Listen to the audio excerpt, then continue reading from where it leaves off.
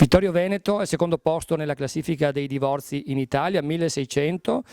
Sentiamo il parere dei cittadini vittoriesi. Che dire, evidentemente l'amore finisce presto o lo fanno finire presto.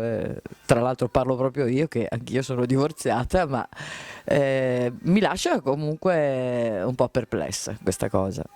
È una cosa strana, mi sembra strana, anche se effettivamente se ne sentono in molti, però è una cosa un po' particolare. Per fortuna io e anche alcuni amici, per fortuna non siamo toccati da questo problema. Gli avrà le sue buone ragioni per separarsi, cioè, Al secondo posto in Italia è un po' grave.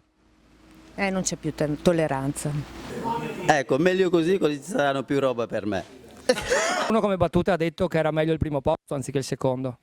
Vabbè, ancora meglio direi, non lo so, come dire, almeno non abbiamo il primo posto, diciamo così. Quindi niente, come soluzione, non credo che ce ne siano sostanzialmente, o almeno non per ora. Dipende secondo me anche dal fatto che la donna al giorno d'oggi è più indipendente, non è più la donna che si abbassa a certe cose e non ha più pazienza. L'uomo purtroppo è diventato un po' più pauroso di questa cosa, ci vorrebbe un equilibrio, ecco, manca l'equilibrio.